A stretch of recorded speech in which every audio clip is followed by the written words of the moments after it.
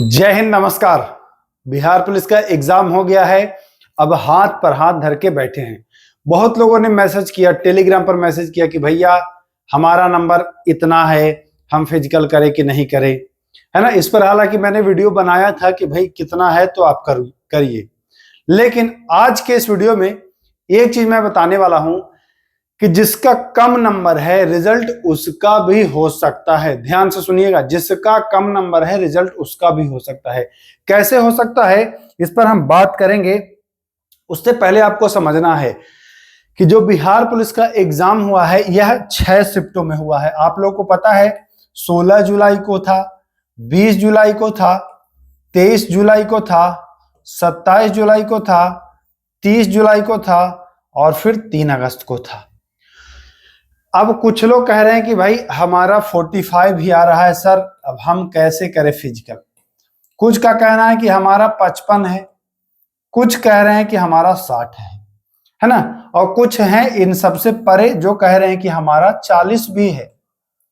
तो क्या हम फिजिकल में लगे, कैसे हमारा रिजल्ट होगा, है ना। एक वीडियो में बनाया था तो उसमें मैं बताया था कि 50 से 60 पर रिजल्ट हो जाएगा। तो बहुत सारे लोगों ने कहा नहीं होगा, कुछ लोगों ने कुछ बोला, कुछ लोगों ने कुछ बोला। लेकिन जरा ध्यान से समझिएगा, 6 शिफ्टों में एग्जाम हुआ है। हर शिफ्ट के बच्चों को लग रहा है कि हमारा जो था वो हार्ड था, हमारा जो था वो हार्ड था। हर शिफ्ट के बच्चों को लग रहा है, ठीक ना। सारे शिफ्ट के बच्चों को लग रहा है कि हमारा हार्ड था। बाहर जो लोग ओपिनियन दे रहे हैं, जो अपना सलाह दे रहे हैं, उनको पहले तो हर शिफ्ट का क्वेश्चन मिला नहीं है, तो उनको तो नहीं पता है कि भाई हार्ड था कि इजी था। ये कौन बता सकता है। तो ये जैसे 16 को एग्जाम हुआ तो 16 को एग्जाम हुआ तो 16 वाला ही बच्चा बता सकता है। और 16 में भी अलग अलग तरह के क्वेश्चन आए थे हर जिले में, है ना। तो वही बच्चा बता सकता है जिसने एग्जाम दिया हो, जिसने एग्जाम दिया हो वही बताएगा ना। बाकी अन्य तो नहीं बताएगा, अन्य बच्चा नहीं बता सकता है। यहां समझिएगा, सीधी सी बात है, जिसका टफ होगा भाई उसका मार्क्स बढ़ जाएगा। जिसका टफ होगा उसका मार्क्स क्या होगा, बढ़ जाएगा। यहां पर एकदम क्लियर कर लीजिए कि जिसका टफ होगा उसका बढ़ेगा।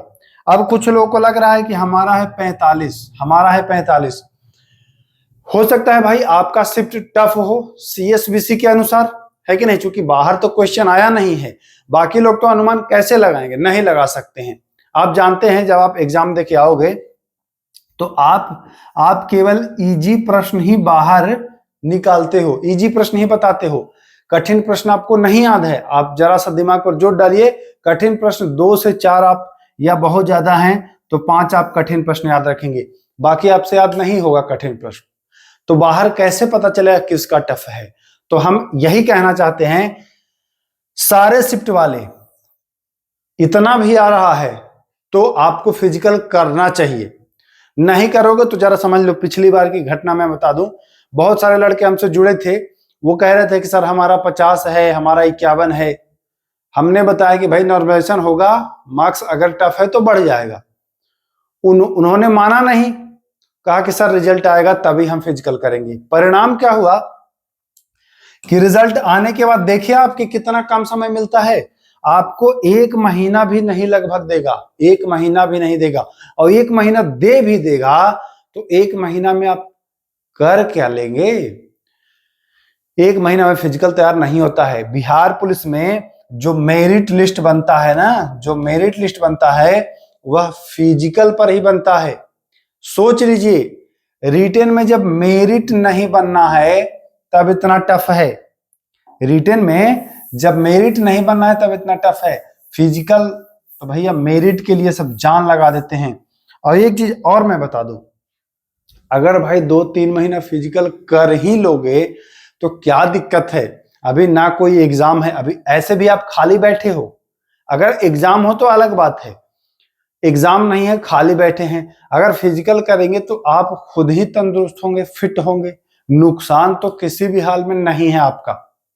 अगर आपका यह राउंड फिगर स्कोर है तब आपको निश्चित लग जाना चाहिए। और फीमेल के लिए, फीमेल देखो सिस्टर्स, देखो बहना, 40-38 भी है तो लग जाओ, क्योंकि किसका नंबर बढ़ जाएगा ये अभी किसी को नहीं पता है। सब अंधेरे में मुक्का मार रहे हैं, लग गया तो लग गया, नहीं लगा तो नहीं लगा, क्योंकि किसी को पता नहीं है किसका टफ है किसका नहीं टफ है।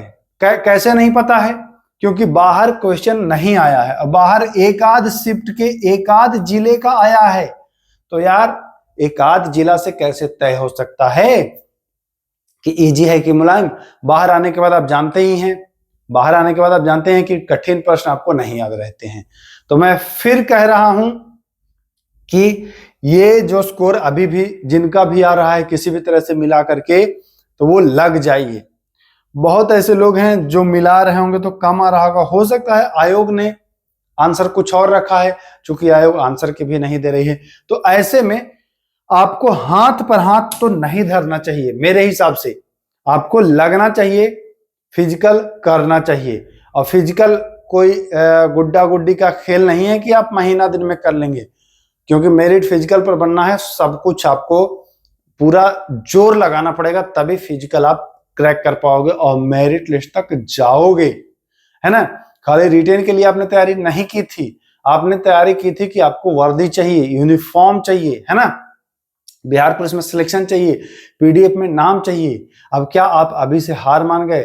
थोड़ी बहुत ऊंच नीच होता है। ऐसे देखिए, हम लोग भी तैयारी करते थे तो बहुत बार ऐसा होता था, बहुत बार ऐसा होता था भाई, मेरिट में छटते थे, कभी कुछ में कभी कुछ में, है ना, लेकिन हिम्मत नहीं हारी। और ऐसा देखिए, रिजल्ट आपका जो मध्यम पढ़ने में होते हैं उनका हमेशा हमेशा बॉर्डर पर रिजल्ट होगा, हमेशा बॉर्डर पर रिजल्ट होगा। जो मीडियम स्टूडेंट होंगे मतलब वो डरते रहेंगे, हमेशा डरते रहेंगे, लेकिन रिजल्ट हो जाता है उनका। हमने देखा है जो बॉर्डर वाले स्टूडेंट होते हैं उनका डरते डरते वो उनको लगेगा नहीं होगा, और जिस वैकेंसी में आपको लगेगा कि नहीं होगा नहीं होगा, डर लग रहा है डर लग रहा है, तो किस्मत साथ अगर देता है तो उसमें भी हो जाता है, ऐसा नहीं है। तो होप रखिए, आशा रखें, आप फिजिकल में लगिए, फायदा होगा। नहीं होगा तो आपको शरीर को लगेगा, आप खुद तंदुरुस्त होंगे, है कि नहीं। 2-3 महीना में कोई दिक्कत नहीं है। अगर हाँ एग्जाम है और अगर लग रहा है कि बहुत ज्यादा एग्जाम खराब गया है और कोई दूसरा एग्जाम है आगे, तब आपको नहीं करना चाहिए। नेक्स्ट जो बिहार पुलिस की वैकेंसी आ रही है उसके लिए तैयारी करनी चाहिए। अब नेक्स्ट वैकेंसी कब आएगी उस पर वीडियो मैं उपलब्ध करा दूंगा, कैसे तैयारी करना है, कहाँ तैयारी करना है, सब कुछ आपको मैं जानकारी वीडियो में दे दूंगा। तो चलिए इतना ही, फिर मिलते हैं, नमस्कार।